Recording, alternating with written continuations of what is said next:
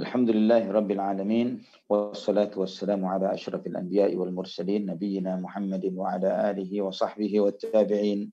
Wa man tabi'ahum bi ihsanin ila yaumiddin. Qala Allah Jalla wa ala. Ya ayyuhalladzina amanu taqullaha haqqa tuqatih. Wa la tamutunna illa wa antum muslimun. Ya ayyuhan nasu taqu rabbakum alladhi khalaqakum min nafsin wahidah wa khalaqa minha zawjaha.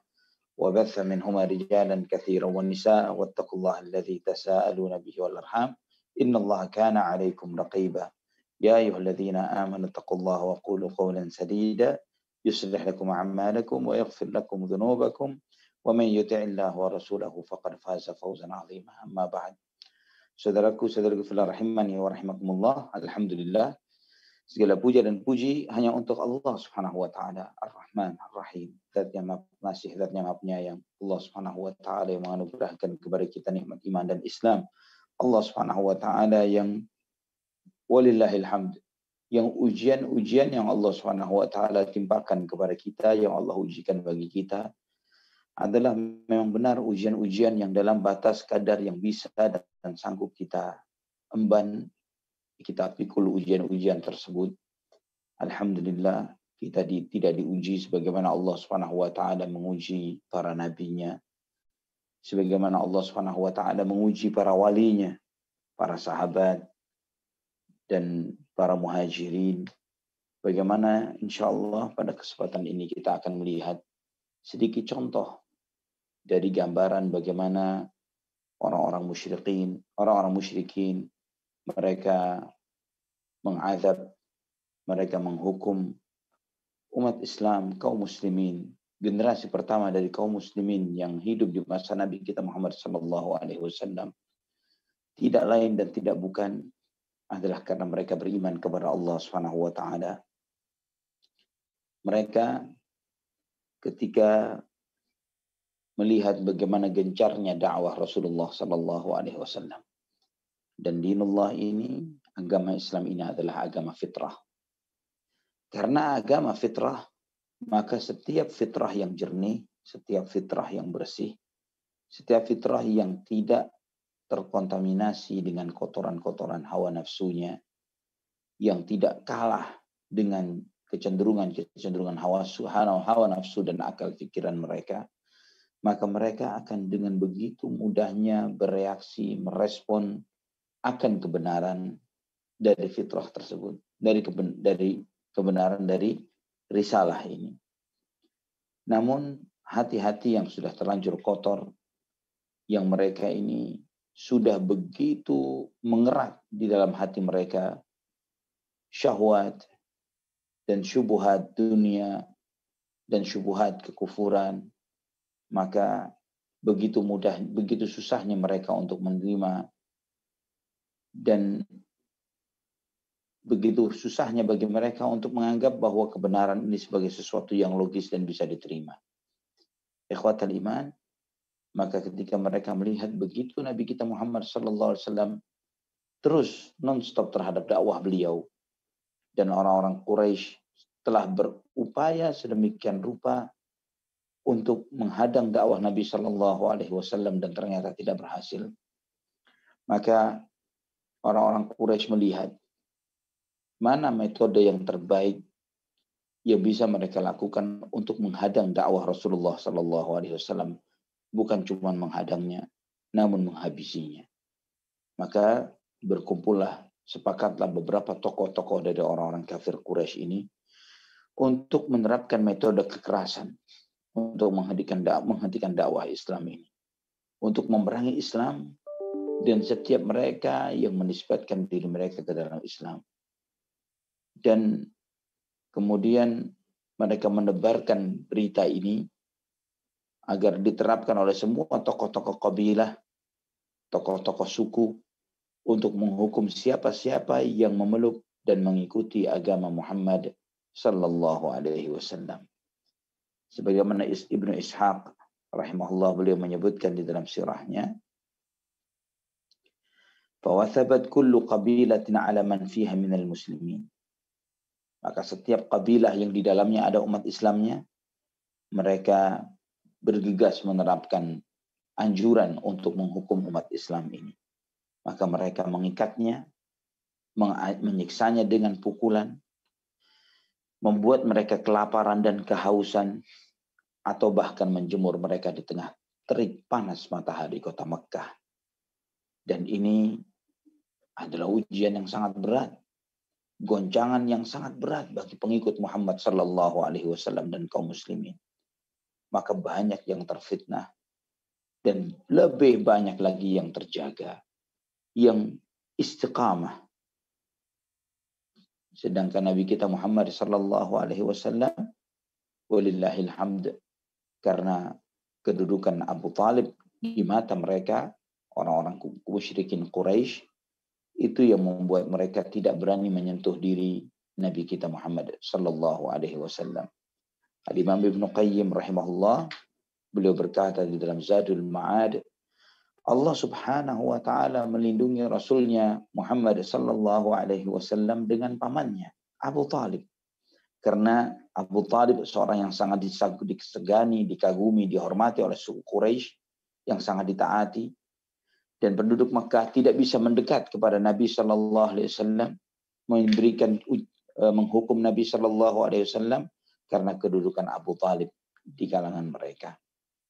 Dan inilah di antara hikmah, kata Imam Ibnu Qayyim, dari Zat yang Maha Hakim, Allah Subhanahu wa taala ahkamul hakimin, yang mentakdirkan, menetapkan Abu Talib tetap di dalam agama nenek moyangnya sampai matinya.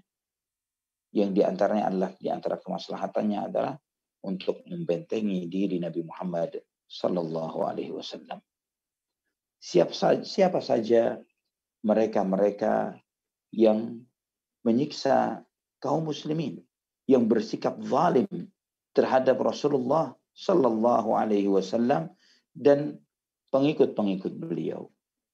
Di antara daftar hitam ini, dan subhanallah ikhwani wa akhwati fillah, kita akan melihat di antara beberapa orang yang mereka berangkat pada titik awalnya sebagai orang-orang yang menyiksa dan memerangi Islam dan kaum muslimin, yang kemudian akhirnya mereka mengakhiri hidupnya dengan keadaan iman, dengan Islam yang baik, iman yang baik, ketaatan yang benar kepada Allah Subhanahu wa taala dan Rasulnya. Di antara tokoh-tokoh yang menzalimi kaum muslimin, yang pertama adalah paman Rasulullah sallallahu alaihi wasallam, Abu Lahab. Dan Abu Lahab ini mati setelah peristiwa perang Badar dalam keadaan kafir. Kemudian sepupu Rasulullah sallallahu alaihi wasallam. Siapa? Abu Sufyan ibnul Harith. Ya, Abu Sufyan ibnul Harith. Ini bukan Abu Sufyan ibnu Harb. Beda ya. Abu Sufyan ibnul Harith ibnu Abdul Muttalib. Ini sepupu Nabi sallallahu alaihi wasallam. Dia yang termasuk yang menyakiti Nabi sallallahu alaihi wasallam dan menyiksa Rasulullah, dan menyakiti dan menyiksa kaum muslimin. Namun subhanallah, pada peristiwa Fathu Makkah dia masuk Islam dan cukup baik Islamnya. Utbah bin Rabi'ah ini mati pada peristiwa perang Badar. Kemudian Syaibah bin Rabi'ah pun demikian, mati pada peristiwa perang Badar. Uqbah bin Abi Mu'id. Uqbah bin Abi Mu'id adalah salah satu tawanan yang ditawan pada peristiwa perang Badar dan dihukum mati oleh Rasulullah sallallahu alaihi wasallam. Kemudian Abu Sufyan bin Harb. Tadi Abu Sufyan ibn al-Harith ibn Abdul Muttalib. Ini Abu Sufyan bin Harb dari Bani Umayyah. Bani Umayyah Bani Makhzum. Nah, Abu Sufyan bin Harb termasuk yang sangat keras perlawanannya terhadap Islam dan kaum muslimin. Namun pada peristiwa Fathu Makkah dia masuk Islam dan sangat baik Islamnya. Beliau radhiyallahu an berjihad fi sabilillah dan di antara yang mati syahid ketika peristiwa di Damaskus di Damaskus di Suriah. Kemudian Al-Hakam ibn Abil As bin Umayyah. Al-Hakam ibn Abil As bin Umayyah. Dia ini juga termasuk yang masuk Islam ketika peristiwa Fathu Makkah. Setelah itu An-Nadhr ibn al-Harith. An-Nadhr ibn Harith, dia termasuk tawanan yang ditawan pada perang Badar dan dihukum mati oleh Rasulullah sallallahu alaihi wasallam. Kemudian Abul Bakhtari Ibnul Asi Ibnu Hisham. Abul Bakhtari Ibnul Asi Ibnu Hisham, dia mati pada peristiwa perang Badar dalam keadaan kafir. Kemudian Abu Jahal bin Hisham. Ya, Abu Jahal bin Hisham. Antum mengetahui semuanya, Abu Jahal ini digelari oleh Nabi sallallahu alaihi wasallam dengan gelar Fir'aunu hadhil ummah. Fir'aunnya umat ini. Dan dia mati pada peristiwa perang Badar dalam keadaan kafir. Dan semoga Allah Subhanahu wa taala melaknat Abu Jahal.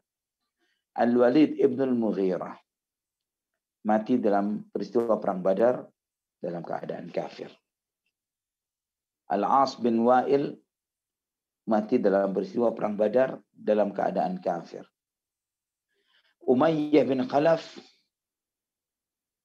mati dalam keadaan kafir dalam peristiwa perang Badar. Ubay bin Khalaf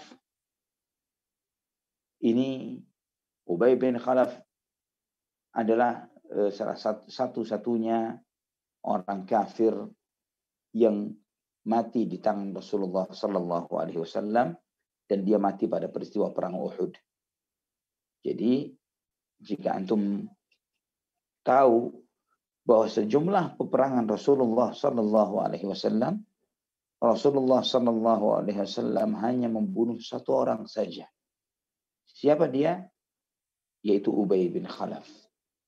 Satu orang inilah satu-satunya orang yang mati di tangan Rasulullah sallallahu alaihi wasallam pada waktu peristiwa perang Uhud. Nabi SAW tidak pernah membunuh yang lainnya. Subhanallah.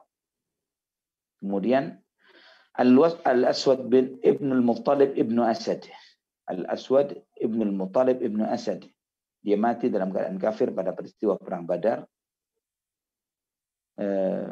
Kemudian Al-Aswad Ibn Abdi Yaghuth juga demikian mati dalam keadaan kafir pada peristiwa perang Badar. Mereka ini yang tidak ada henti-hentinya menyiksa kaum muslimin beserta suku Quraisy yang lainnya. Dan mereka menyiksa suku Quraisy di antara umat Islam yang dari kalangan Quraisy yang mereka tidak memiliki pelindung. Tidak ada yang melindungi mereka, menolong mereka, ya, sehingga mereka dengan mudahnya menzalimi dan menyakiti saudara kita sesama saudara kita kaum muslimin dari generasi para sahabat al-muhajirin al-sabiqun al-awwalun, dari kalangan muhajirin radhiyallahu anhum ajma'in. Ibn Ishaq mengatakan bahwa Abu Jahal, si fasik ini, dialah yang membujuk tokoh-tokoh dari kalangan Quraisy jika mendengar salah seorang di antara mereka yang masuk Islam dan orang ini memiliki kemuliaan dan kedudukan yang terhormat, maka dia mulai menghina dan mencela dan mencaci maki orang tersebut. Abu Jahal yang berkata, tarakta dina abika wa huwa khairun minka, ya, engkau meninggalkan agama nenek moyangmu padahal itu agama yang lebih baik untuk dirimu. Lanusaffihanna hilmak walanufayyalanna ra'yak. Sungguh kami akan membodoh-bodoh dirimu. Kami tidak akan menerima pendapat dan perkataanmu. Walanadha'anna syarafak. Kami akan hilangkan kehormatan dan kemuliaanmu. Artinya ketika seseorang memiliki jabatan atau memiliki misal istilah darah biru misalnya, orang yang terhormat, dicabut gelar kebangsawanannya istilahnya oleh Abu Jahal. Wa in kana tajiran, dan andai kata dia adalah seorang pedagang, maka si Abu Jahal ini akan mengatakan, wallahi lanaksidanna tijaratak wa lanuhlikanna malak. Demi Allah, perdaganganmu kami akan membuatnya rugi dan kami akan habiskan hartamu. Dan jika dia adalah orang yang lemah, maka dia akan menyiksa dan memukulinya dan tidak henti-hentinya menyiksa orang tersebut. Bagaimana mereka menyiksa kaum muslimin pada awal generasi Islam ini? Al-Imam Ahmad meriwayatkan di dalam musnadnya, demikian pula Ibnu Majah dengan sanad yang hasan dari Abdullah ibn Mas'ud radhiyallahu an.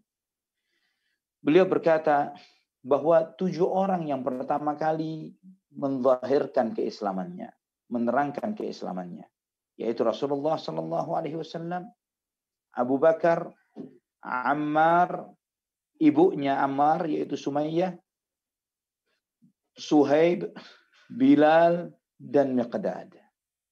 Adapun Rasulullah sallallahu alaihi wasallam, maka beliau terjaga dengan keberadaan sang paman yaitu Abu Talib. Demikian pula dengan Abu Bakar, dia At-Taimi dari Bani Taim dan sangat terhormat dan sangat disegani oleh suku Quraisy yang lainnya. Sosok Abu Bakar pun sangat disegani oleh mereka, maka beliau pun terjaga karena kaumnya juga. Adapun yang lain selain Rasulullah sallallahu alaihi wasallam dan Abu Bakar, mereka dihukum, disiksa oleh orang-orang musyrikin. Mereka disiksa dengan dipakaikan baju-baju besi dan dijemur di tengah terik matahari. Bukan matahari Nusantara, bukan matahari Indonesia, tapi matahari Mekah. Matahari Mekah. Dan di antara mereka ada yang sampai mengikuti apa yang dimaui oleh orang-orang musyrikin itu dalam bentuk ucapan. Sebagaimana Bilal. Ya, sebagaimana Ammar, afwan. Kecuali Bilal. Ya. Bilal tetap terus bersikukuh untuk tidak mau mengikuti kemauan mereka. Karena dia mengorbankan dirinya di jalan Allah Subhanahu wa taala. Mereka menyiksanya, mereka memukulinya, mereka mengambil anak-anak kecil untuk membantu mereka untuk menyiksa Bilal bin Rabah radhiyallahu an. Menyeret-nyeret Bilal di gang-gang yang ada di kota Mekah, dan Bilal radhiyallahu an terus mengucapkan ahad, ahad, ahad. Ini sebagaimana diriwayatkan Imam Ahmad dan juga Ibnu Majah dan yang lainnya. Utsman ibn Affan radhiyallahu an diikat oleh pamannya Al-Hakam ibn Abil As. Diikat dan pamannya mengatakan, atarghabu an millati abaika ila dini muhdath, dinin muhdath. Apakah engkau membenci agama nenek moyangmu dan kamu malah pindah kepada agama baru ini? Wallahi la ahulluka abadan hatta tada'a ma anta alaihi min hadzal din. Demi Allah tidak akan saya lepaskan ikatan ini sampai engkau tinggalkan agama ini. Maka Utsman radhiyallahu an beliau mengatakan, wallahi la ad'uhu abadan wa la ufariquhu. Demi Allah aku tidak akan meninggalkan agama ini. Dan terus menerus demikian sampai Al-Hakam pamannya melihat seberapa kokoh dan kukuhnya Utsman ibn Affan, maka dia pun dilepaskan. Zubair ibn al-Awwam diikat oleh pamannya. Kemudian ditaruh di sebuah lumbung yang berisi rerumputan. Dinyalakan asap. Sampai kemudian dikatakan irji' ilal kufur. Kamu harus keluar dari agama ini. Zubair tetap berkata, la akfuru abadan. Selama-lamanya saya tidak akan kufur. Saya tidak akan keluar dari agama Muhammad sallallahu alaihi wasallam. Ada seorang wanita yang bernama Zinnirah radhiyallahu anha. Beliau seorang budak yang akhirnya nantinya dimerdekakan oleh Abu Bakar As-Siddiq radhiyallahu an Abi Bakar radhiyallahu an Abi Bakar. Karena siksaan-siksaan ini, Zinnirah radhiyallahu anha buta matanya. Matanya sampai buta, tidak bisa melihat. Dan orang-orang Quraisy mengatakan, ma adhaba basraha illa Lat wal Uzza. Butanya Zinnirah ini pasti karena Latta dan Uzza. Karena dia tidak lagi mau menyembah Latta dan Uzza, maka dihukumlah oleh sang kedua berhala ini. Maka apa jawaban Zinnirah radhiyallahu anha? Kadzabu wa rabbil bait. Ma tadurru Lat wal Uzza wa ma tanfa'an. Mereka berdusta. Demi Allah Tuhannya Ka'bah. Latta dan Uzza tidak bisa memberikan madarat dan tidak pula memberikan manfaat. Maka tidak lama Allah Subhanahu wa taala mengembalikan penglihatan Zinnirah radhiyallahu anha. Maka riwayat ini termasuk yang disebutkan oleh Imam Al-Baihaqi dalam kitab Dalailun Nubuwah beliau, dan juga Al-Imam Ibnu Katsir dalam Al-Bidayah wan Nihayah. Mus'ab bin Umair radhiyallahu an. Ibnu Sa'ad meriwayatkan di dalam tabaqatnya bahwa Mus'ab bin Umair di antara pemuda Makkah yang sangat tampan. Kedua orang tuanya sangat mencintai Mus'ab. Ibunya orang yang sangat kaya, yang selalu memakaikan Mus'ab pakaian terbaik. Dan selalu memberi, dan tidak ada laki-laki yang lebih harum baunya melebihi Mus'ab bin Umair radhiyallahu anhu wa arda. Sehingga ketika beliau melewati suatu tempat, satu jalan, orang yang tidak melihat sosok Mus'ab pasti mengetahui ini Mus'ab baru saja lewat sini. Karena bau harumnya Mus'ab radhiyallahu anhu. Dan Rasulullah sallallahu alaihi wasallam sendiri bersabda, "Ma ra'aitu bi Makkah ahadan ahsana limmatan wala araqqa hullatan wala an'ama ni'matan min Mus'ab bin Umair." Saya tidak pernah melihat orang di kota Mekah rambutnya lebih bagus, pakaiannya lebih bagus, dan lebih banyak nikmatnya melebihi Mus'ab bin Umair radhiyallahu anhu. Ini Mus'ab. Ketika dia mendengar dakwah Islam ini diajarkan oleh Nabi SAW di Darul Arqam bin Abil Arqam, dia masuk Islam. Dia membenarkan dakwah ini. Dan dia menyembunyikan keislamannya, khawatir dari keluarganya, dari ibunya dan kaumnya. Dia datang pulang dan pergi kepada Rasulullah SAW secara sembunyi-sembunyi. Sampai Uthman bin Talha melihat Mus'ab bin Umair sedang melaksanakan sholat. Dan disampaikan kepada ibu dan kaumnya. Maka dia dihukum, diikat. Dan terus demikian sampai Mus'ab berusaha melarikan diri dan dia melakukan hijrah pertamanya ke Habasyah. Ketika dia pulang bersama kaum muslimin, tampilannya sudah tidak lagi terlihat setampan sebelumnya. Karena dengan ujian-ujian, tapi perubahan fisik ini, ikhwani wa akhwati fillah, dari tampan, dari bagus, dari segar, sehat misalnya, kemudian menjadi berubah dan kurang tampilannya di mata manusia. Namun jika itu semuanya dilakukan karena Allah Subhanahu wa taala, tampilan-tampilan ini akan menjadi kebanggaan nanti di hadapan Allah Subhanahu wa taala. Antum lihat, antum tahu bagaimana perubahan mulut orang yang sedang berpuasa di sisi Allah lebih harum dari misk. Karena perubahan mulut itu dilakukan karena Allah. Antum tahu bagaimana seorang yang sedang haji, asy'ath, aghbar, lusuh, berdebu, tapi Allah Subhanahu wa taala membanggakan lusuh dan berdebunya mereka karena mereka melakukan itu di jalan Allah Subhanahu wa taala. Demikian pula para syuhada yang mereka ini mungkin buntung tangannya, cacat fisiknya, terbelah kepala, terpisah kepala dengan tubuhnya. Namun nanti mereka akan menghadap Allah Subhanahu wa taala dengan darah yang terus mengalir. Launuhu launud dam wa rihuhu rihul misk.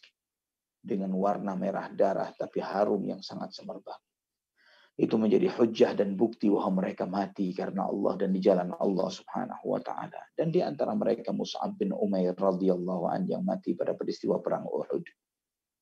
Mus'ab seorang pemuda yang paling tampan, ketika matinya sampai dikira Rasulullah SAW yang meninggal. Mus'ab radhiyallahu anhu ketika meninggal dunia tidak meninggalkan apapun dari dunia. Tidak punya warisan. Hanya selembar kain. Yang selembar kain ini ketika ditutupkan di jasad Mus'ab, ditutupkan wajahnya, kakinya terlihat, ditutupkan kakinya, wajahnya terlihat. Ini Mus'ab bin Umair radhiyallahu anhu. Tapi beliau di antara min sadati ahlil jannah. Di antara orang-orang yang terhormat dan paling mulia di surga.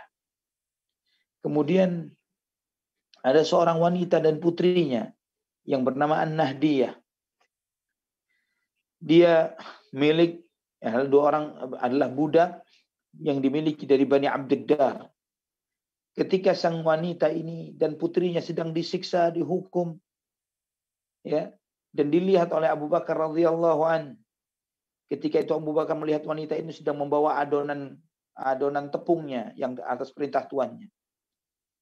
Maka Abu Bakar mendatangi tuannya. Dan Abu Bakar berkata, wallahi la u'ti. Abu Bakar menawar untuk memerdekakan wanita ini dan putrinya. Namun wanita itu mengatakan, wallahi la u'tiquma, la u'tiquma, la u'tiqukuma abada. Aku tidak akan memerdekakan kalian selama-lamanya. Maka Abu Bakar berkata, hil ya Umma Fulan, batalkan sumpahmu. Batalkan sumpahmu. Merdekakan dia.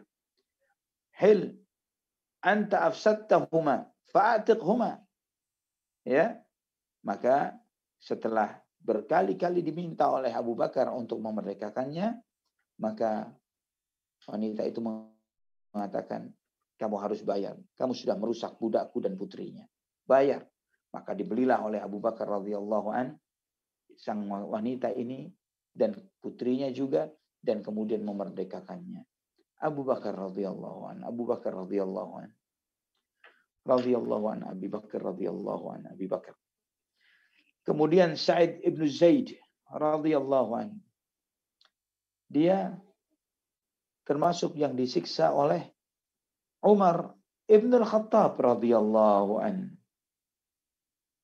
Inilah indahnya Islam, inilah mulianya hidayah, bahwa permulaan kelam seseorang, sekelam apapun dia, ketika dia menerima hidayah ini, dibukakan hatinya untuk menerima kebenaran, tidak menutup kemungkinan untuk dia melejit menjadi manusia termulia di dalam Islam. Umar ibn al-Khattab, di antara musuh dakwah, dia yang mengikat Sa'id bin Zaid bin Amr bin Nufail radhiyallahu anhu, diazab, disiksa karena Islamnya. Sebagaimana Imam Bukhari meriwayatkan dalam sahihnya dari Sa'id bin Zaid radhiyallahu anhu, beliau berkata, wallahi laqad ra'aituni wa inna Umar lamuthiqi 'ala al-islam wa qabla an yuslima Umar. Ya, demi Allah, kata Sa'id bin Zaid, aku masih ingat bagaimana Umar mengikatku dan menyiksaku karena Islamku sebelum masuk Islamnya Umar. Kemudian juga ada seorang budak dari Bani Mu'ammal. Ya, dia ini, Bani Mu'ammal ini adalah salah satu kampung dari Bani Adi bin Ka'ab. Itu kampungnya Umar bin Khattab radhiyallahu anhu. Yang menyiksa wanita ini Umar bin Khattab radhiyallahu anhu. Ketika itu dia masih syirik. Disiksa, dipukuli oleh Umar sampai Umarnya lelah, kecapean, sampai bosan. Maka Umar berkata kepada wanita ini, inni a'tadziru ilaiki, inni lam atruki illa malalah. Sudah, saya tinggalkan kamu. Saya tidak berhentiku menyiksamu karena saya sudah bosan untuk menyiksa kamu. Maka wanita ini mengatakan, kadzalika fa'alallahu bik. Itulah yang Allah Subhanahu wa taala perbuat terhadap dirimu, wahai Umar. Ikhwatal iman rahimani wa rahimakumullah. Kemudian juga Bilal bin Rabah radhiyallahu anhu. Bilal adalah budak dari Bani Jumah. Tuannya bernama Umayyah bin Khalaf menjemur Bilal di atas terik matahari, di siang matahari kota Mekah, bukan matahari Indonesia, bukan matahari Jakarta, bukan matahari Bandung, matahari Mekah. Di tengah terik panas matahari, kemudian ditindih batu yang sangat besar di atas dadanya. Dan kemudian tuannya ini, si Umayyah ini, mengatakan kepada Bilal, la tazalu hakadha hatta tamut. Kamu akan saya biarkan seperti ini sampai kamu mati. Au takfura bi Muhammad wa ta'budal Latta wal Uzza. Ya, sampai kamu mati saya akan biarkan kamu seperti ini sampai kamu mengkufuri agama Muhammad dan kamu menyembah Latta dan Uzza. Dan Bilal radhiyallahu anhu wa ardah, beliau mengatakan, ahadun ahad. Ahadun ahad. Itu yang diucapkan oleh Bilal. Ali At-Tantawi rahimahullah ketika menjelaskan hal ini, beliau mengatakan, wa tashghuluhu ladzatul munajati an ladghatil azab wa nashwatul amali bil jannah an syaqwatil alami fid dunya.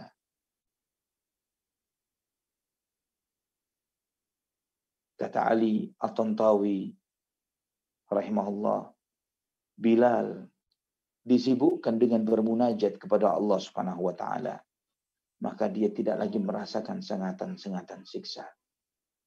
Dia disibukkan gemuruh hatinya dengan rindu kepada surga, sehingga pahitnya siksa sudah tidak lagi terasa pada dirinya.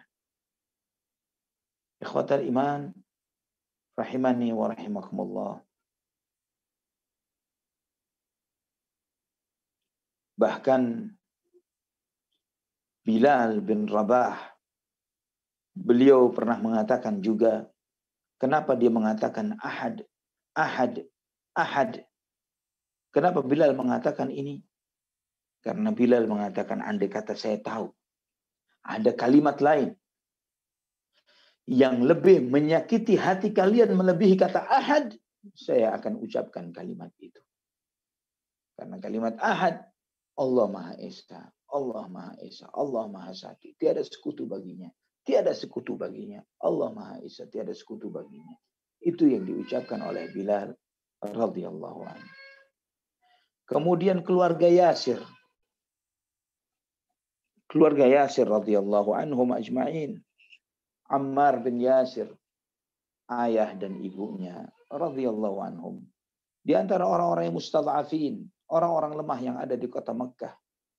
Mereka ditangkap, disiksa, disiksa untuk agar mereka keluar dari agamanya. Mereka adalah budak dari Bani Makhzum. Yang tokoh mereka Abu Jahal.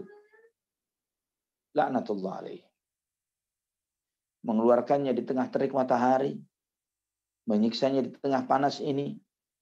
Dan Nabi SAW menyaksikan itu. Beliau tidak bisa berbuat apa-apa ketika melihat Yasir, ayahnya, bahwa Ammar, dan melihat ayahnya Yasir, melihat istri dari Yasir, Sumayyah disiksa mereka. Maka Nabi SAW berkata kepada mereka, sabran ala Yasir, fa inna mau'idakumul jannah. Bersabarlah wahai keluarga Yasir, tempat kumpul kalian di surga.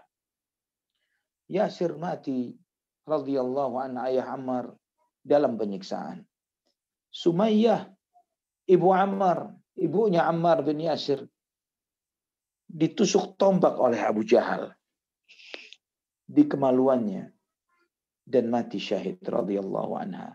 Dan dialah wanita yang pertama mati syahid di dalam Islam. Adapun Ammar disiksa sedemikian rupa oleh Abu Jahal sampai disudut dengan panas, dengan api, ditenggelamkan di dalam bak, dan terus mereka memaksa Ammar agar mencela Rasulullah SAW dan memuji-muji Latta dan Uzza dan sesembahan mereka. Dan ketika Ammar sudah tidak kuat dengan segala penyiksaan ini, Ammar pun mengikuti apa yang mereka mau. Maka Ammar mencela Rasulullah SAW dan memuji Tuhan-Tuhan mereka. Baru setelah itu Ammar dilepaskan. Ammar setelah dilepaskan dia lari. Dia pergi menuju Nabi SAW. Dan Rasulullah SAW membasuh air mata yang bercucuran dari mata Ammar. Kemudian Nabi SAW bertanya, ma wara'a. Apa yang terjadi? Syarrun ya Rasulullah. Hal yang buruk ya Rasulullah. Ma turidtu hatta niltu minka wa dzakartu alihatahum bi khair.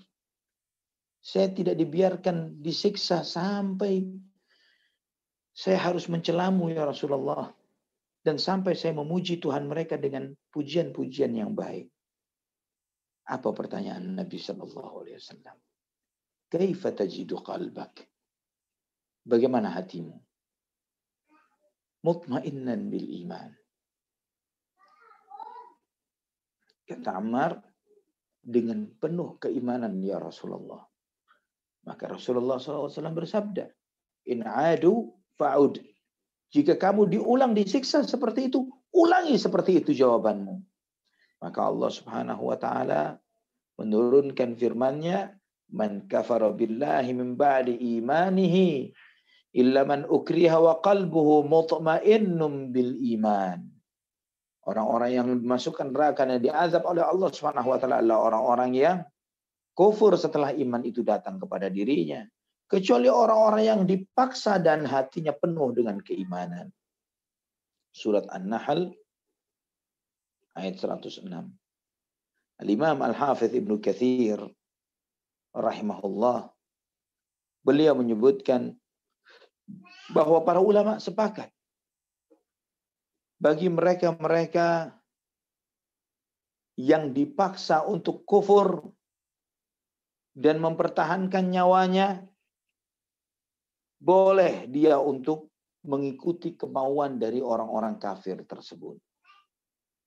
Dan juga andai kata sebaliknya, dia lebih pilih mati daripada mengikuti keterpaksaan dan keterpaksaan untuk menyatakan kalimat-kalimat kufur tersebut, itu pun boleh. Sebagaimana Bilal bin Rabah radhiyallahu an, beliau dengan segala siksaan yang dialami, hukuman yang dialami, ditaruh batu di atas dadanya, dijemur di tengah terik matahari, ya, dan dia tetap mengucapkan ahadun ahad, wallahi law a'lamu kalimatan hiya aghyadhu lakum minha laqultuha. Ahadun ahad, Allah Maha Esa, Allah Maha Esa. Dan demi Allah, andai kata ada kalimat yang lebih kalian benci melebihi kalimat ini, aku akan ucapkan kalimat itu. Itu kata Bilal radhiyallahu anhu arda. Demikian pula Habib Ibn Zaid Al-Ansari. Ya, Habib Ibn Zaid Al-Ansari Al-Khazraji radhiyallahu anhu. Beliau salah seorang sahabat yang ikut Bai'atul Aqabah, ikut perang Uhud, ikut perang Khandaq, dan semua peperangan bersama Rasulullah sallallahu alaihi wasallam. Nabi sallallahu alaihi wasallam mengutusnya untuk menemui Musailamah Al-Kadzdzab, pemimpin di negeri Yamamah. Dan Musailamah ini bertanya kepada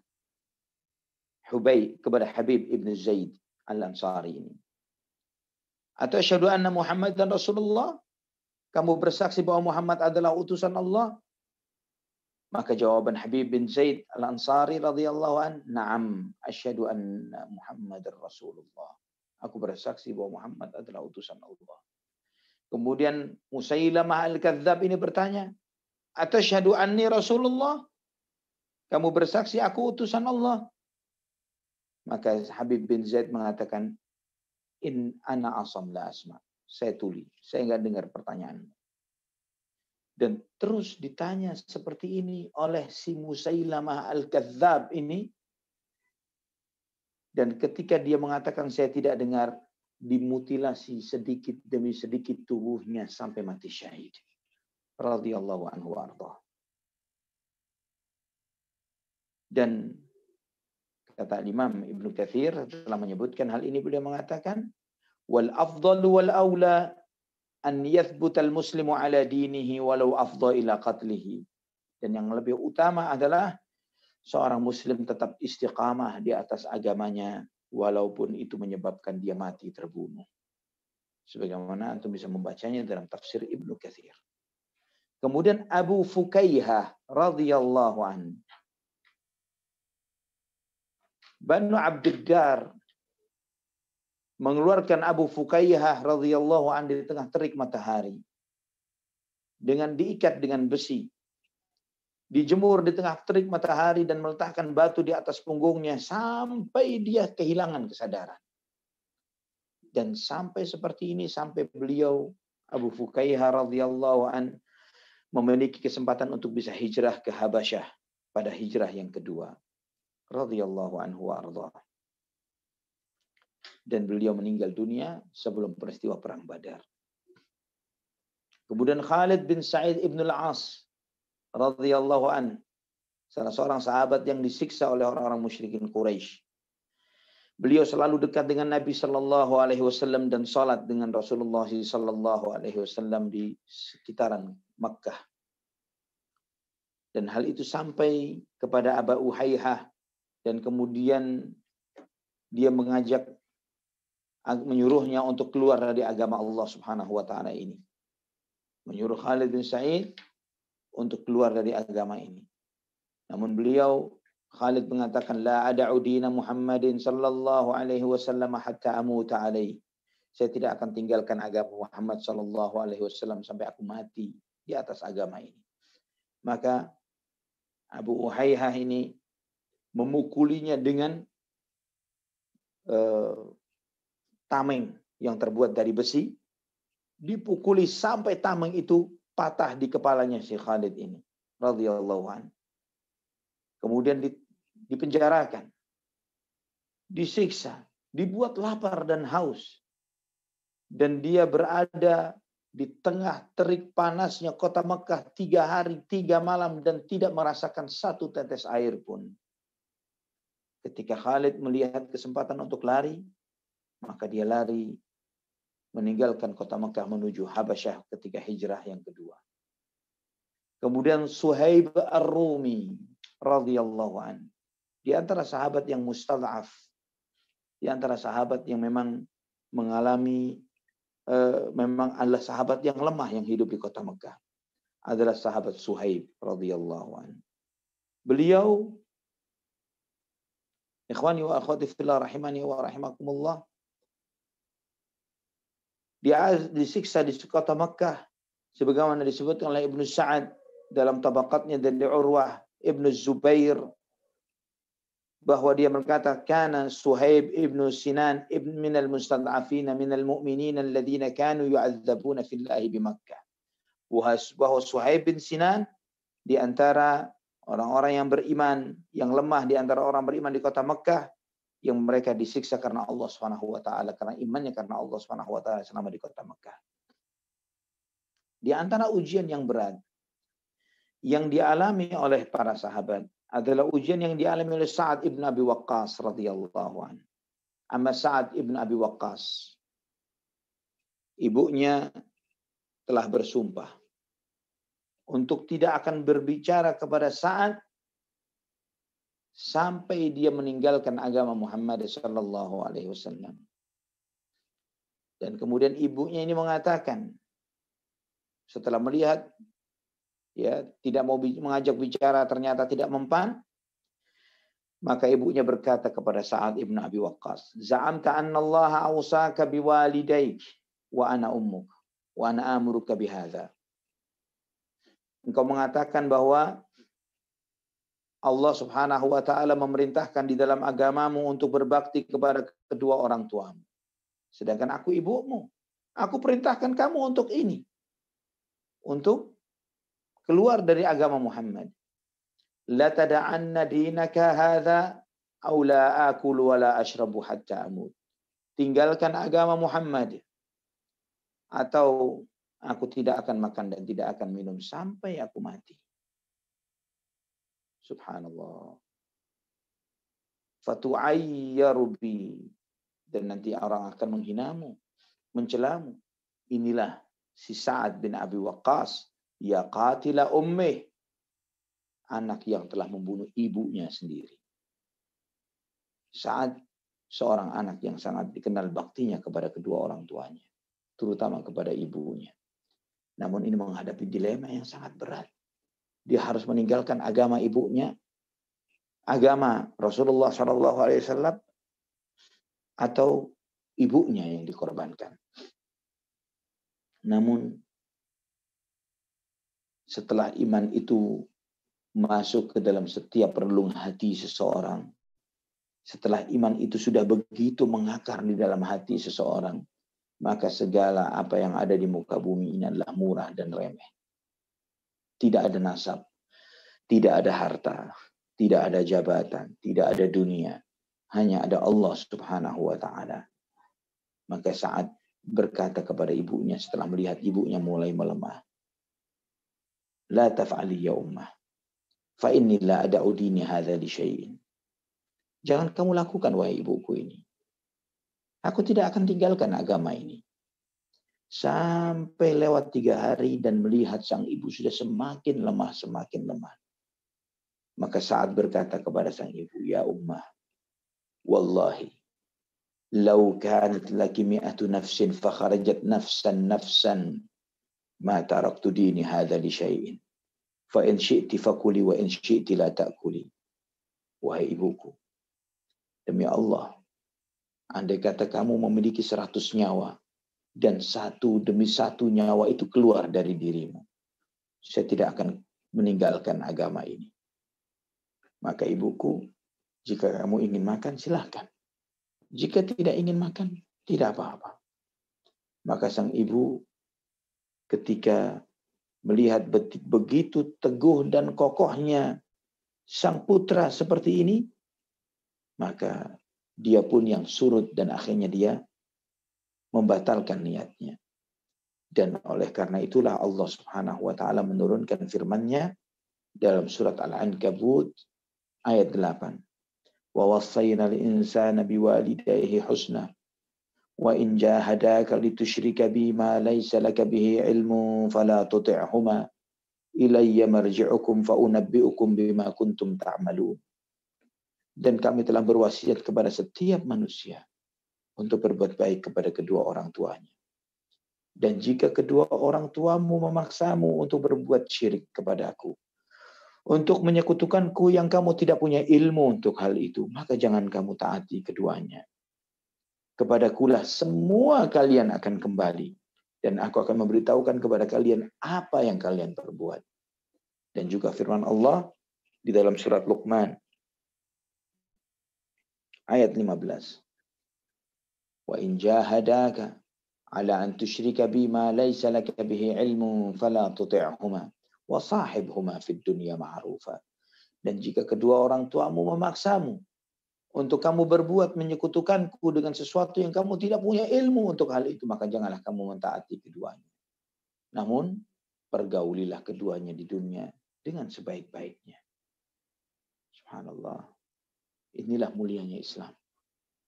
Menempatkan masing-masing sesuai dengan pada tempat dan haknya. Dan inilah kemuliaannya Islam, ikhwatal iman. Bahwa kisah nama-nama orang-orang yang menyiksa kaum muslimin, namun kemudian setelah itu mereka taubat dan hijrah, menjadi orang yang baik, menjadi orang yang benar, tidak menutup kemungkinan mereka menjadi orang-orang yang mulia dan dimuliakan di dalam Islam. Umar bin Khattab, Abu Sufyan ibn Harb, Abu Sufyan ibn al-Harith, dan banyak lagi yang lainnya. Yang mereka ini semuanya dahulunya musuh Islam, namun setelah menjadi muslim dan sangat bagus Islamnya, malah mereka menjadi salah satu wali min auliyaillah. Umar bin Khattab, antum mengetahui, seakan-akan sosok manusia yang tidak pernah murtad, tidak pernah merasakan satupun hari di dalam kekufuran.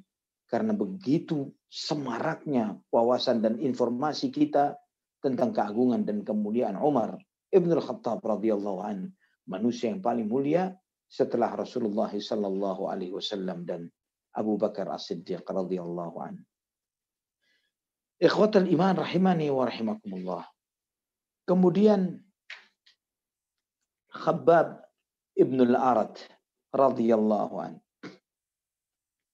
Dia adalah sahabat yang paling pedih siksaan penderitaan yang dia rasakan karena keislamannya. Beliau termasuk sahabat yang mustadhaf, yang lemah di kota Mekah. Beliau yang pernah menceritakan tentang dirinya sendiri, sebagaimana diriwayatkan oleh Ibnu Majah dengan sanad yang sahih. Laqad ra'aituni yawman akhadhuni fa'uqadu li naran thumma salaquni fiha thumma wada'a rajulun rijlahu ala sadri faman taqaitul arda illa bi dhahri. Aku masih ingat, kata Khabbab ibn al-Arat radhiyallahu anhu, bagaimana mereka menyiksaku. Mereka mengambil api dan membakar diriku. Salah seorang di antara mereka menginjak dadaku. Dan punggungku, tidak ada batas antara punggungku dengan tanah sama sekali. Ketika punggungnya dibuka, ditunjukkan punggungnya sudah memutih karena sudah berganti kulit dan bekas siksaan. Dalam riwayat yang lain mengatakan annahum kanu yuqiduna lahu naran fama yutfi'uha illa wadaku dhahrihi. Punggungnya pernah disundut dengan api berkali-kali dan sampai menyala, dan tidaklah api itu mati kecuali dari air yang keluar dari dagingnya. Khabbab radhiyallahu an wa ardhah. Imam At-Tirmidzi meriwayatkan dengan sanad yang sahih di dalam jami'nya dari Harithah ibnu Mudarrib. Aku pernah menemui Khabbab radhiyallahu an. Dan beliau berkata, ma'a'lamu ahadan min ashabin Nabi sallallahu alaihi wasallam laqiya min al-bala'i ma laqitu. Saya tidak pernah mengetahui seorang pun dari sahabat Muhammad sallallahu alaihi wasallam yang mengalami penderitaan, penyiksaan seperti yang saya alami. Pernah Ali bin Abi Thalib radhiyallahu an melewati kuburan Khabbab ibn al-Ard sepulangnya dari Siffin. Ketika melewati kuburan Khabbab ibn al-Ard, beliau Ali bin Abi Thalib berkata, rahimallahu Khabbaban aslama raghiban wa hajara ta'ian wa 'asha mujahidan wa btuliya fi jismihi ahwalan wa lan yudhi'a Allahu ajrahu. Semoga Allah Subhanahu wa taala merahmati Khabbab. Dia sangat bersemangat dengan Islamnya. Hijrah dengan penuh ketaatan. Hidup sebagai seorang mujahid di jalan Allah Subhanahu wa taala. Beliau diuji di fisiknya dengan banyak ujian karena Islam, karena Allah Subhanahu wa taala. Dan Allah Subhanahu wa taala tidak pernah menyia-nyiakan pahala bagi hambanya.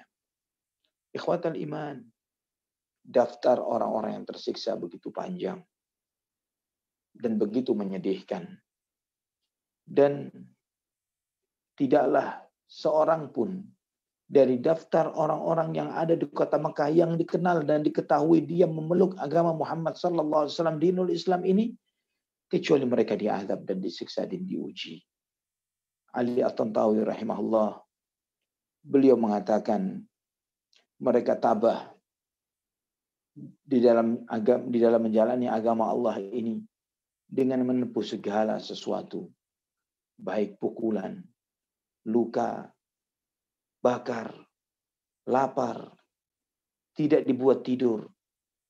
Mereka istahlau fi sabilillahil mara'ir. Segala hal yang pahit menjadi manis bagi mereka karena Allah Subhanahu wa taala. Wastahabbu ba'dal makarihi ila an-nufusi in kana fiha ridallahi ta'ala. Dan mereka mencintai hal-hal yang tidak menyenangkan bagi mayoritas hati manusia jika di dalam hal tersebut terdapat ridhonya Allah Subhanahu wa taala. Dan apakah Quraisy berhasil dengan apa yang mereka perbuat? Dengan menyiksa para sahabat ini untuk membuat mereka bergeming atau keluar dari agama Muhammad sallallahu alaihi wasallam, keluar dari dinullah ini, 100% mereka gagal. Mereka tidak berhasil. Sama sekali mereka tidak berhasil membuat sahabat satupun dari mereka murtad keluar dari dinul Islam. Dan ikhwatal iman, mungkin terbersit pertanyaan di pikiran kita ketika melihat bagaimana kisah yang dialami Rasulullah SAW dan para sahabatnya ini. Kenapa sampai segininya yang dialami oleh Nabi kita Muhammad SAW dan para sahabat beliau, sedangkan mereka di atas kebenaran? Mereka al-haq, mereka di atas kebenaran. Apa tidak bisa Allah Subhanahu wa taala segera membantu mereka, menurunkan pertolongannya untuk mereka? Allah Maha Perkasa, Maha Kuasa yang menguasai siang dan malam dan segala sesuatu. Sedangkan mereka adalah hamba-hamba Allah Subhanahu wa taala, dan bersama mereka Muhammad bin Abdullah sallallahu alaihi wasallam, manusia terbaik yang paling dicintai oleh Allah Subhanahu wa taala, yang mengajak mereka kepada agamanya. Subhanallah. Mungkin ada pertanyaan ini, kenapa Allah tidak segera akan turunkan pertolongannya? Jawabannya sederhana. Jawabannya sangat sederhana. Untuk membuktikan kebenaran iman orang-orang yang benar. Untuk membuktikan kepalsuan pernyataan iman orang-orang yang palsu. Karena jika pernyataan Islam dan iman, cinta kepada Allah dan Rasul-Nya, hanya diakui kebenarannya dari cuma statement lisan saja, maka tidak akan beda antara mukmin dan munafik. Tidak ada bedanya. Sama. Namun dengan ujian dan cobaan, di tengah-tengah ujian dan cobaan terbuktilah mana yang benar dan mana yang dusta. Alif Lam Mim. Ahasiban nasu an yutraku an yaqulu amanna wa hum la yuftanun. Walaqad fatanna alladhina min qablihim falana'lamanna Allahu alladhina sadaqu wa lana'lamanna al-kadhibin. Alif Lam Mim. Apakah manusia mengira mereka ditinggalkan, dilepas begitu saja mengatakan kami beriman dan kemudian mereka tidak diuji? Tidak diuji kebenaran pernyataan imannya? Sungguh telah diuji orang-orang sebelum mereka. Sampai terbukti siapa di antara mereka yang benar pernyataan imannya, dan terbukti pula siapa yang berbohong dengan pernyataan imannya. Di dalam surat Al-Ankabut, Allah telah menjamin bahwa setiap orang yang menyatakan dirinya beriman pasti diuji untuk melihat seberapa benar kualitas iman yang kita nyatakan.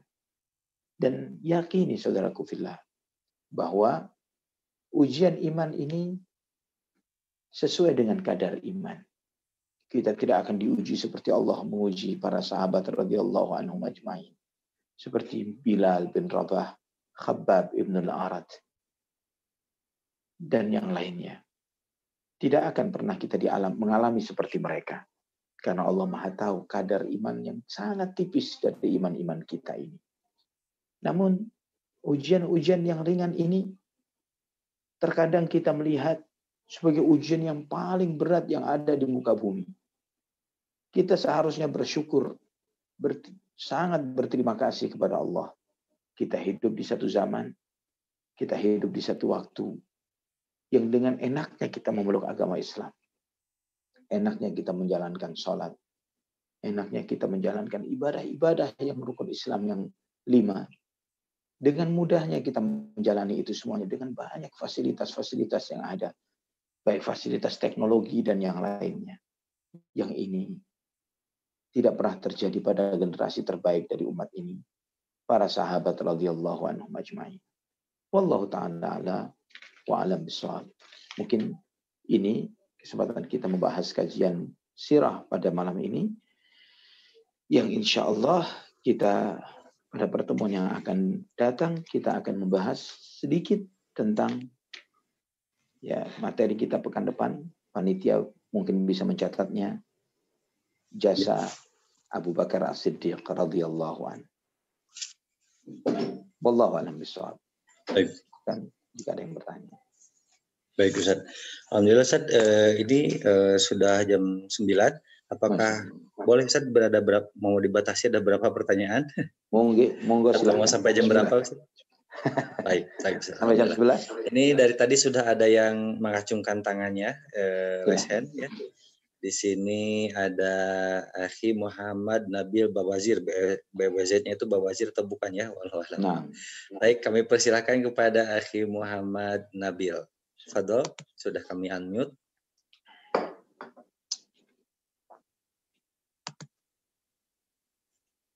Silahkan. Akhi Muhammad Nabil. Mikrofonnya sudah kami mute. Tinggal antum yang meng-unmute. Baik, jika sedang berhalangan, kita bacakan terlebih dahulu pertanyaan dari Ukhti Retno di Cilacap. Bismillah, semoga Ustadz, panitia, dan seluruh jamaah selalu dalam rahmat Allah. Amin ya rabbal alamin. Amin ya rabbal alamin. Saya ingin bertanya tentang sahabat yang wafat tanpa ada kain kafan yang bisa menutupi seluruh tubuhnya. Nah, apakah tidak ada sahabat lain yang memberikan donasi untuk kain kafan beliau? Atau karena ada keistimewaan atau hikmah yang memang harus kita ambil atas hal tersebut? Demikian saya pertanyaannya. Barakallahu fiik, jazakallahu khairan. Wa fiikum barakallah. Mus'ab bin Umair radhiyallahu an mati dalam peristiwa perang Uhud. Dan sebagai seorang yang mati syahid, dimakamkan dengan pakaian yang melekat di tubuhnya. Dan para sahabat muhajirin yang hidup di masa itu sangat miskin, ikhwan wa akhwati fillah. Nanti insya Allah ketika kita masuk pada sesi fase Madinah, kita akan mempelajari bahwa banyak para sahabat yang mereka itu adalah hidup disebut dengan ahlus suffah, yang mereka ini tinggal di masjid Nabi SAW. Mereka jangan pakaian, kain itu bukanlah sesuatu yang mudah diakses seperti di zaman kita saat ini. Kita bisa beli modelnya, bisa dengan mungkin bordirnya, mungkin jenisnya, warnanya, dan yang lain sebagainya. Namun di zaman itu tidak semudah di zaman kita, ikhwani wa akhwati fillah. Sehingga banyak juga yang para sahabat nanti kita melihat di fase setelah hijrah di kota Madinah. Mereka itu berpakaian hanya dari selembar kain yang mereka lobangi bagian kepalanya saja. Selembar kain dilobangi bagian kepalanya. Dan dalamannya tidak ada apapun. Jadi mereka ketika harus berjalan, mereka harus tahan kanan kirinya supaya auratnya tidak terlihat. Dan itu pun ketika mereka sholat pada waktu ruku, waktu sujud, mereka lebih memilih di soft yang paling belakang supaya orang di depannya tidak, di belakangnya tidak melihat auratnya. Kita tidak mengalami hal-hal yang seperti ini. Para sahabat, bahkan Nabi SAW mengalami ketika beliau harus mengganjal perutnya dengan batu, ya karena tidak ada yang dikonsumsi. Pakaian yang sederhana, Nabi SAW tidak memiliki lemari pakaian yang bertumpuk seperti kita. Jangankan lemari pakaian, Nabi SAW tidak pernah duduk di atas kursi seperti ana, tidak pernah. Di atas meja makan, tidak pernah. Seumur hidupnya. Dan Nabi SAW tidak pernah kenyang dalam 2 hari berturut-turut. Sehari kenyang, sehari lapar. Seumur hidupnya. Ini Nabi SAW. Bagaimana dengan para sahabat radhiyallahu anhum ajma'in. Jadi apa yang kehidupan yang dijalani oleh mereka tidak seperti yang kita jalani saat ini. Dan kita jangankan dibandingkan dengan fuqara'us sahabah, orang-orang fakir dari kalangan sahabat, jangankan dibandingkan dengan mereka. Kehidupan kita sekarang, ikhwani wa akhwati fillah, jika mau dibandingkan dengan orang-orang yang pernah hidup di dalam sejarah Al-Quran, termasuk orang-orang yang paling kaya yang pernah Allah sebutkan, seperti Fir'aun, Qarun, Haman, Namrud, ya, tokoh-tokoh kafir yang kaya raya, sukses dan sebagainya yang ada di Al-Quran yang Allah ceritakan tentang mereka. Bahkan yang beriman sekalipun juga, seperti Dzulqarnain misalnya, atau Nabiullah Sulaiman dan Daud alaihi wassalam, fasilitas yang kita rasakan saat ini jauh lebih nikmat. Mereka ini semua tidak pernah merasakan nikmatnya cahaya listrik seperti sekarang. Pendingin. Sehingga kalau kita bayangkan raja-raja dahulu, untuk mendinginkan tubuh mereka, ada orang yang terus ngipasin mereka di kanan kirinya. Kita tidak perlu seperti itu. Tempat tidur seempuk apa yang mereka bisa dapatkan di zaman itu? Kendaraan senyaman apa yang mereka dapatkan di zaman itu? Kendaraan kuda, kereta kuda sehebat apa kereta kuda? Dan kita dengan sebuah fasilitas yang Allah berikan kepada kita, dengan pendinginnya, dengan kecepatannya yang luar biasa, dengan kenyamanannya, tempat tinggal kita, bagaimana kita menyimpan harta kita hanya dengan diwakili dengan satu kartu yang setiap saat bisa kita bawa. Qarun, dia harus kunci-kunci gudangnya dipikul oleh orang banyak. Kalau dia tahu bahwa di zaman kita cukup dengan satu kartu yang kita taruh di saku kita, dia akan cemburu dan iri dengan kita. Jadi ini perbedaan lifestyle kita dengan mereka. Kita jauh di atas nikmat yang luar biasa yang belum pernah dirasakan oleh manusia-manusia yang hidup sebelum sejarah ini. Wallahu a'lam bishawab. Nah, Ustaz. Berikutnya pertanyaan dari Akhi David Abu Marshall di Jambi. Dikisahkan ada dua wanita yang merupakan budak yang dinikahi Rasulullah Shallallahu Alaihi Wasallam, yakni Maryah al-Kidbitiyah dan Rohaina bin Zaid. Yang Ana tanyakan, apakah kedua istri beliau ini disebut juga Ummul Mukminun seperti halnya Khadijah, Aisyah, Hafsah dan lainnya? Syukron atas penjelasannya, Ustaz. Barakallahu fiik. Mereka sebagaimana memang semua buku-buku sirah menyebutkan bahwa mereka ini adalah dari kalangan budak, maka para ulama sebagaimana disebutkan oleh Imam An-Nawawi rahimahullah berselisih tentang menyebut mereka Ummul Mukminin atau tidak. Dan yang banyak, yang dominan, yang rajih adalah tidak menyebut mereka sebagai Ummul Mukminin. Namun bukan berarti bahwa tidak penyebutan ini berarti mereka tidak memiliki kedudukan di sisi Nabi kita Muhammad sallallahu alaihi wasallam. Kita mengetahui Maria Al-Qibtiyah radhiyallahu anha, seorang wanita yang beriman kepada Nabi kita Muhammad sallallahu alaihi wasallam dan Nabi sallallahu alaihi wasallam mencintainya. Dan bahkan Nabi sallallahu alaihi wasallam memiliki seorang anak dari beliau yang bernama Ibrahim. Dan Nabi SAW yang memberi nama di malam dilahirkannya bayi Ibrahim ini. Walidali lailatan waladun wasammaituhu wa usammihi isma abi Ibrahim. Malam ini alhamdulillah aku memiliki seorang anak dan aku menamainya dengan nama Ibrahim, nama ayahku, yaitu nama kakekku, ya Allah, Ibrahim alaihissalam. Jadi wallahu a'lam bishawab, memang tidak disebut sebagai Ummul Mukminin karena dari kalangan budak. Wallahu a'lam bishawab. Baik.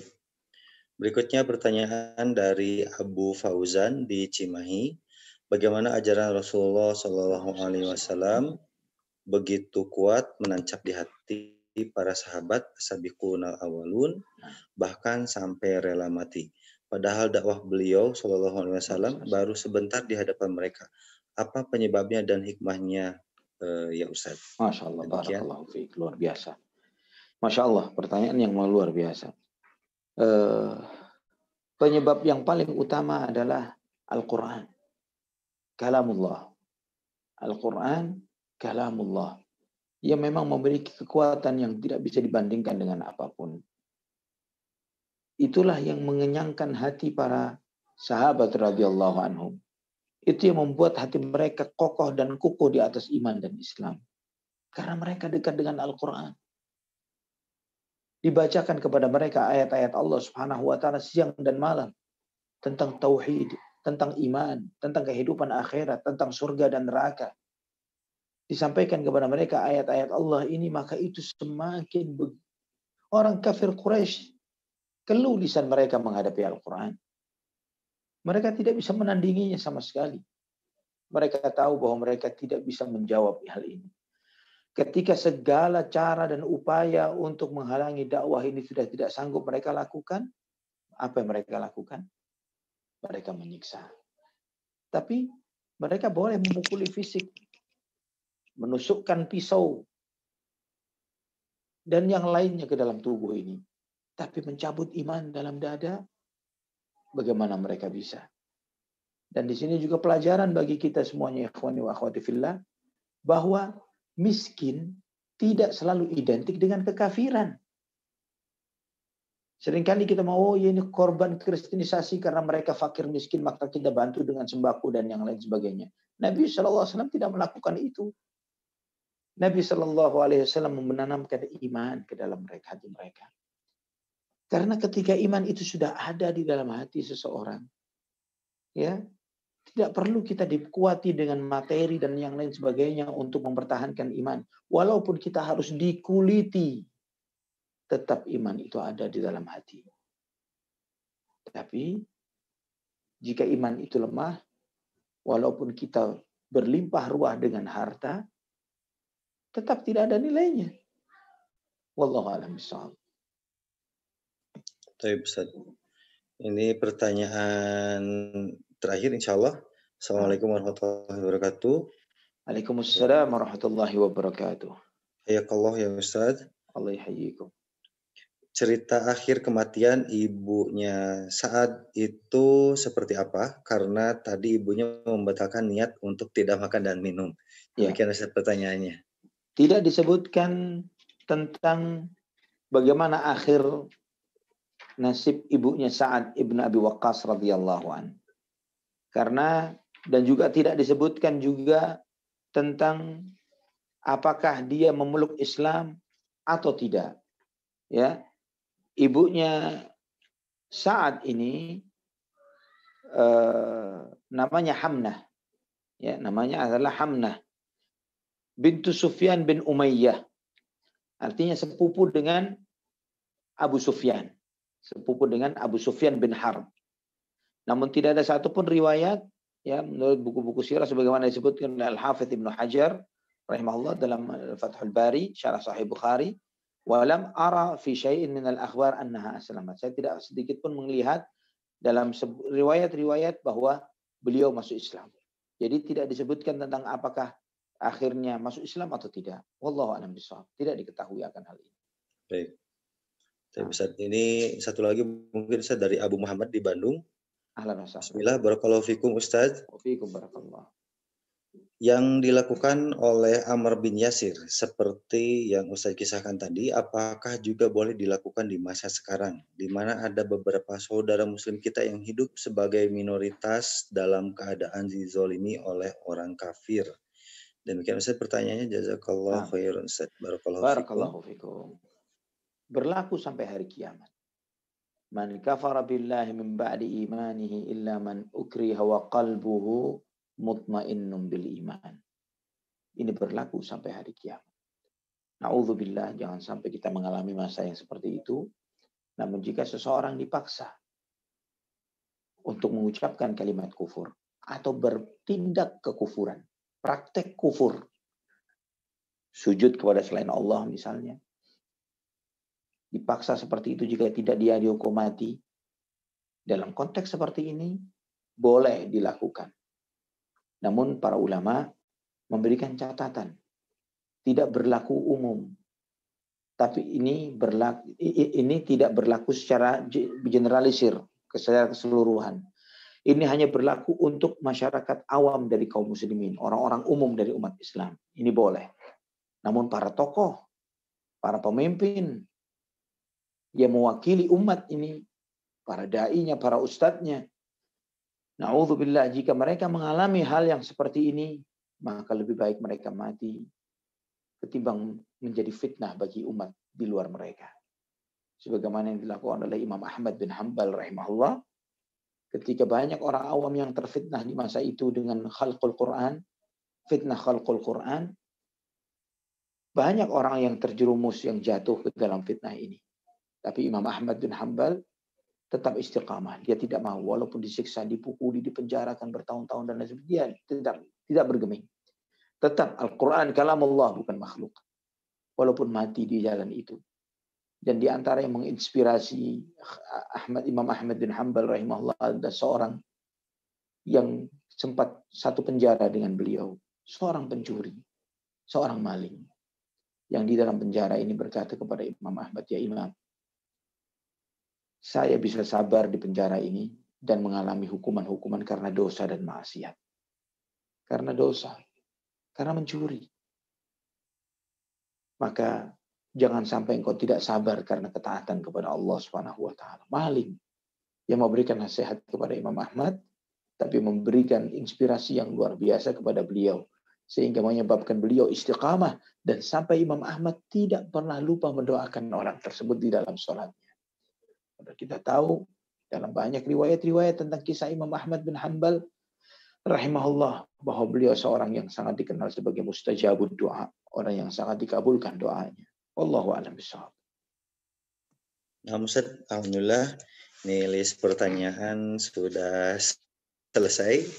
Rupanya untuk itu mungkin sebagai kata-kata penutup untuk nasihat terakhir sebelum mengakhiri perjumpaan kajian pada malam hari ini. Nah, Tafadhol Ustaz. insyaallah materi yang akan datang adalah jasa Abu Bakar As-Siddiq radhiyallahu anhu di awal Islam.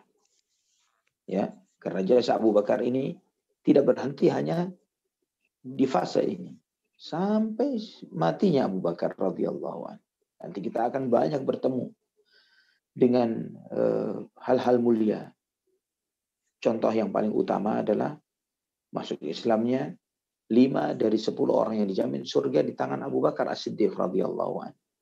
Sehingga tidak salah ketika Umar bin Khattab mengatakan andai kata imannya Abu Bakar ditaruh di satu anak timbangan dan imannya seluruh umat Muhammad sallallahu alaihi wasallam ditaruh di satu anak timbangan yang lain, lebih berat imannya Abu Bakar radhiyallahu anhu. Subhanallah.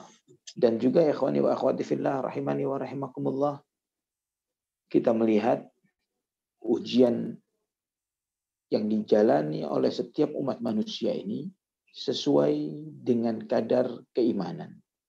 Asyaddun nasi bala'an al-anbiya, thumma al-amthal fal-amthal.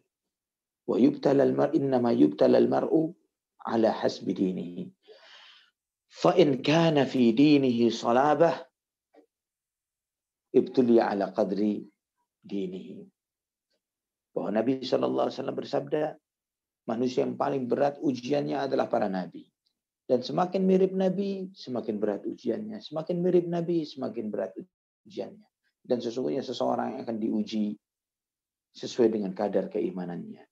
Jika imannya kuat, maka diuji sesuai dengan kekuatan iman. Jika imannya tipis dan lemah, diuji dengan kadar ketipisan imannya. Dan senantiasa, kata Nabi SAW dalam hadis yang sahih dalam Sunan At-Tirmidzi, seseorang itu diuji oleh Allah Subhanahu wa taala dan diuji di kehidupan dunia ini sampai dia berjalan di muka bumi sudah lagi tidak memikul dosa. Masih hidup tapi dosanya sudah bersih karena banyaknya ujian hidup. Dan kita kadang kita sadar bahwa kita ini kurang iman, kurang amal, kurang banyak hal. Jadi hanya modal kesabaran. Sabar menjalani hidup ini, sabar istiqamah di atas la ilaha illallah Muhammad Rasulullah sampai akhir kehidupan kita yang insya Allah kita tidak pernah tahu. Ternyata Allah Subhanahu wa taala dengan ujian-ujian yang Allah tibakan, Allah berikan kepada kita ini sebagai anugerah yang Allah berikan untuk menempatkan kita di tempat yang tertinggi yang kita tidak pernah duga dan tidak bisa kita jangkau dengan amal ibadah yang kita lakukan. Maka ikhwani wa akhwati fillah, kita bersyukur kepada Allah atas segala nikmatnya. Kita bersabar dari ujian-ujian yang kita jalani. Dan kita bertaubat kepada Allah Subhanahu wa taala dari segala dosa dan maksiat yang pernah kita lakukan. Mungkin ini yang bisa kita bahas pada kesempatan ini.